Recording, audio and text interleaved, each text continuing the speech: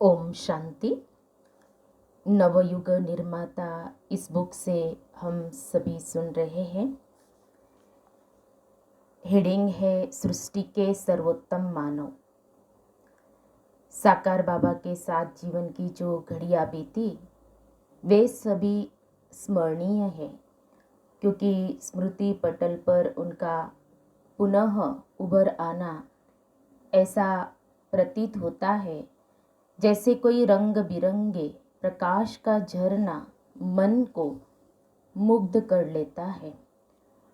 उनसे जीवन में एक नई ताजगी आती है, एक नया संदेश मिलता है और मन उन सुनहरी यादगारों को देखकर अथवा स्मृतियों के पन्नों को पलटकर हर बार नई खुशी महसूस करता है।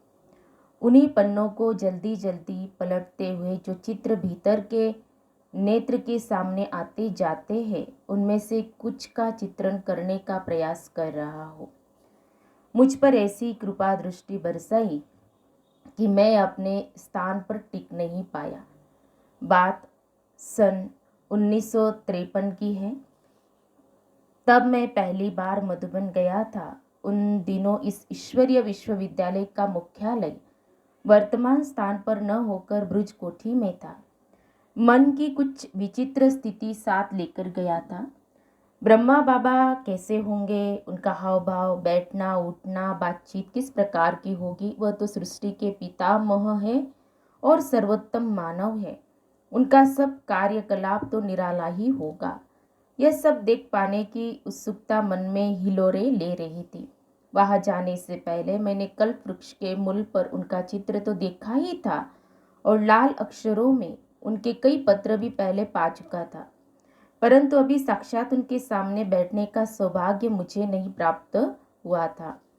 आखिर रेल और बस द्वारा यात्रा पूरी हुई और हम मधुबन पहुंचकर नहा धोकर उत्सुकता को मन में बटोरे हुए पिताश्री से मिलने, उनके माध्यम से शिव बाबा से मिलने की तिरोहित इच्छा को लिए हुए उनके सामने जाकर बैठ गए। सच कहता हूँ, इन नयनों ने ऐसी छवि कभी नहीं देखी।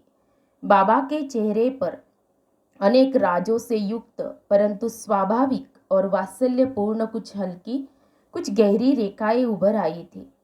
परंतु ऐसा याद आता है कि शायद 1 मिनट ही अभी मुझे वहां बैठे हुए हुआ होगा कि बाबा ने मुझे निहारते हुए मुझ पर ऐसी कृपा दृष्टि बरसाई कि मैं अपने स्थान पर टिक नहीं पाया, बल्कि जैसे कोई सुई बरबस ही एक शक्तिशाली चुंबक की ओर स्वतः ही खिंची हुई सी चली जाती है, वैसे ही मैं भी पंखों के बिना ही उड़ान भरकर उनकी गोद में जा समाया था। परंतु मुझे इतना भी आभास नहीं हुआ कि मैं वहां से उठकर उनकी गोद में गया, बल्कि यह चेतना तो मुझे बाद में ही आई कि मैं उनकी गोद में हूँ। उससे पहले की क्षणों में जब मैं बाबा की गोद में था, तब न तो मुझे अपनी देह का रंच भी भान था, न मुझे साकार माध्यम के स्पर्श का बोध था, न पास ही में बैठी हुई माता श्री तथा बहनों का कुछ एहसास था। न मुझे यह ज्ञान ही रहा था कि मैं इस भौतिक लोक में हूँ। जैसे कोई बिछड़ी हुई आत्मा पारमार्थिक प्यार की एक कसक के साथ अपने प्रियतम से मिलने की अनुभूति में डूबी हुई हो। एक ऐसी ही चेतना का आत्मा में संचार हुआ। ढूंढने से शब्द नहीं मिलते कि इसका वर्णन कर सकूं। पूर्ण प्रत्याहार की अवस्था थी। प्रकृतित्व कुछ क्षणों के लिए बिल्कुल मिट सा गया था। आत्मा और परमात्मा के बीच अन्य कोई रेखा और रंच कुछ न था। एक अपूर्व अनुभव था जिसकी लालसा सदा बनी रहती है। उस ज्योति स्वरूप परमात्मा के ब्रह्म तत्व जो कि परम धाम में होता है का भी भान नहीं था। मानो शिव बाबा और मेरे बीच का फासला भी समाप्त हो चुका था। काल भी वहां अनुपस्थित था। फिर अनायास ही कुछ ऐसे शब्द सुनाई पड़े, बच्चे बच्चे, ओ मीठे बच्चे, अब तो बाप के पास आ गए हो, अब तो आ मिले हो। ऐसा लगता था कि ये शब्द मेरे भीतर के कान सुन रहे हैं, यद्यपि ये शब्द साकार बाबा के माध्यम से उच्चारे गए थे। ऐसा मुझे बाद में बताया गया।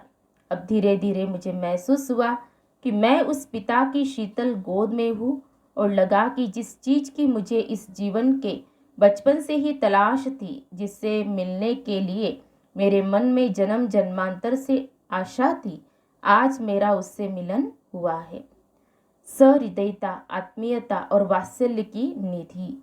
थोड़े ही समय में जब मेरे साथी आए हुए अन्य लोगों से भी बाबा मिल चुके, तो वे अपने आसन से उठे और मेरी अंगुली को अपने समर्थ हाथों में थाम कर, जैसे एक पिता अपने छोटे बच्चे को कहीं ले जाता है, मुझे यज्ञ समाचार सुनाते हुए सीढ़ियों से नीचे उतरने लगे और एक एक उपस्थित ब्रह्मा कुमारी बहन का परिचय भी देते रहे।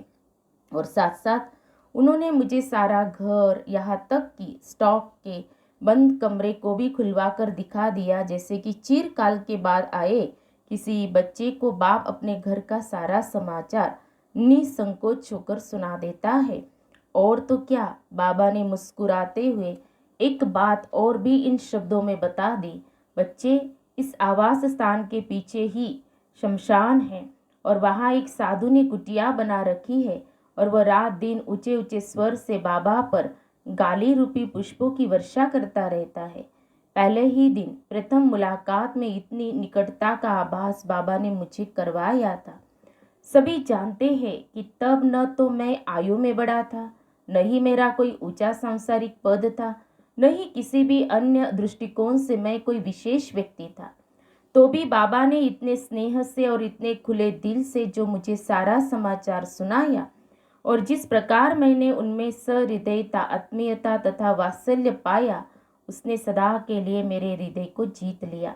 विशेष बात यह की कि उन द्वारा मुझे शिव बाबा से मिलन का जो अनुभव हुआ था, वह तो एक ऐसा अविस्मरणीय वृत्तांत था जिसकी गणना मैं जीवन के सर्वोत्कृष्ट क्षणों में भी विशेष किया करूँगा। नष्ट मोहा स्मृति लब्धा बनने का प्रमाण। पहली बार जब मैं मधुबन गया, तब मुझे कितनी ही विचित्रताएं देखने को मिली। यज्ञ वस्त्रों में कितने ही वस्त्र ऐसे भी थे जिनकी लौकिक माता या मासी भी प्रभु समर्पित थी, तथा अन्य कई संबंधी भी समर्पित वस्त्रों में ही सम्मिलित थे, परंतु वे सभी स्वाभाविक रूप से एक दूसरे को बहन शब्द से संबोधित करते थे। ज्ञान प्रवेश से पहले के जीवन के संबंध का भान उनके वर्तमान जीवन और कार्य व्यवहार में रंच भी देखने को नहीं मिलता था। इसलिए मुझे यह देखकर प्रसन्नता युक्त आश्चर्य हुआ कि मातेश्वरी जी की लौकिक माता उनके लिए मम्मा शब्द का प्रयोग करती थी, और पिताश्री जी की लौकिक धर्म पत्नी उन्हें बाबा कहती थी, और भ्राता विश्व किशोर को उनकी धर्म पत्नी बहू अर्थात बड़ा भाई कहती थी। मातेश्वरी जी और पिताश्री जी से भिन्न भिन्न घरों और परिवारों से आए हुए सभी यज्ञवत्सों का अलौकिक माँ और बाप ही के संबंध का ऐसा पक्का नाता था, जैसे शारीरिक जन्म लेने वाले बच्चों का अपने लौकिक माँ बाप के साथ होता है। नहीं नहीं, वह उससे भी लाख गुना अधिक पैतृक स्नेह से युक्त नाता था। यह सर्वविदित है कि महात्मा गांधी जी ने अपने जीवन में अपनी लौकिक धर्म पत्नी को माँ मान लिया था, और ऐसा ही दृष्टिकोण स्वामी रामकृष्ण परमहंस जी ने भी अपनी पत्नी के प्रति प्रारंभ से ही अपनाया था। परंतु यहाँ तो हरेक यज्ञवस्त्र में यही धारणा थी। संसार के कुछ देह अभिमानी लोगों के लिए यह बात आलोच्य हो सकती, परंतु मेरे लिए तो यह इस बात का साक्ष्य था कि वे यज्ञवस्त्र दैहिक संबंधों से या मोह ममता से उच्च उठकर सबको आत्मा के नाते से देखते हुए अथवा सबके साथ अलौकिक ही संबंध मानते हुए योग मार्ग के दृढ़ प्रतिज्ञ व्यक्ति थे। बाबा के द्वारा गीता ज्ञान प्राप्त कर यह उनके नष्ट मोहा स्मृति लब्धा बनने का प्रमाण था। यह उनकी विधेय अवस्था की ओर उन्मुख होने का सूचक था, और इस विषय में उन सभी के सामने आदर्श थे पिताश्री और माताश्री। सायुज्य, सामीप्य और सारूप्य। शिव बाबा की प्रविष्टता के बाद तो बाबा के चरित्र ऐसे अलौकिक दिखाई देते थे कि यह कहना भी मुश्किल मालूम होता था कि कौन से कार्य शिव बाबा के थे और कौन से ब्रह्मा बाबा के।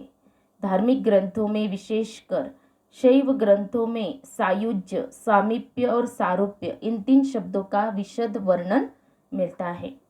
आगमों में 3 प्रकार की मुक्ति के वर्णन में इन 3 शब्दों का विशेष रूप से प्रयोग किया जाता है, परंतु साकार बाबा के जीवन पर एक नए अर्थ में ये तीनों ही विशेषण चरितार्थ होते थे और उनकी अव्यक्त अवस्था पर तो ये और ही ज़्यादा सार्थक रूप में अनुभव किए जाते हैं। ब्रह्मा बाबा का शिव बाबा से अनन्यतम योग था। दोनों में ऐसा सायुज्य था कि मानो एक दूसरे की राय के बिना अथवा एक दूसरे से अलग होकर वे कोई कार्य करते ही नहीं थे। उनमें सामीप्य भी इतना था कि वे 2 न होकर एक ही मालूम होते थे। मन से, बुद्धि से, गुणों से वे एक दूसरे के ऐसे निकट जुटे थे कि जुड़वा से भी ज़्यादा। उनके कर्तव्य भी एक रूप से ही हो गए थे और ब्रह्मा बाबा का साकार रूप ही तो शिव बाबा का भी साकार रूप था और ब्रह्मा बाबा की शब्दावली भी तो एक रूप ही लेती गई थी। जैसे दमयंती के स्वयंवर के बारे में प्रसिद्ध है कि वहाँ राजा नल के अतिरिक्त देवता भी नल से मिलता जुलता रूप धारण कर पधारे हुए थे, परंतु उनमें केवल अंतर इतना ही था कि देवताओं के रूप की परछाई नहीं थी और राजा नल की परछाई थी। इस संकेत से ही दमयंती ने राजा नल को पहचान लिया था। वैसे ही उपयुक्त प्रसंग में भी शिव बाबा और ब्रह्मा बाबा में भी गुण, कर्म, स्वभाव में सारूप्य होता जा रहा था। ऐसा सारूप्य होता जा रहा था कि दोनों में भेद करने का यत्न करना असफलता के द्वार में प्रवेश करने के तुल्य था। इन 3 विशेषताओं के कारण ही तो आज भी अव्यक्त बाप दादा का सम्मिलित रूप से कार्य चल रहा है। फिर है भक्ति काल में ही भगीरथ पुरुषार्थ। देखा जाए तो साकार बाबा अपने भक्ति काल में ही भगीरथ पुरुषार्थ में लग गए थे, तभी तो वे शिव बाबा के भाग्यशाली रथ बने और ज्ञान गंगा को उतारने के निमित्त बने। कुछ वर्ष पूर्व बाबा के अपने ही हाथों से लिखी जो एक कॉपी मिली थी, उससे यह स्पष्ट विदित होता था कि शिव बाबा की प्रवेशता से पहले उनकी मानसिक भूमिका कैसी थी। नमूने के तौर पर यदि एक पन्ने को लिया जाए तो उस पर कुछ इस प्रकार से लिखा था कि रे मन मंत्री, आज मैंने तुमसे बात करनी है।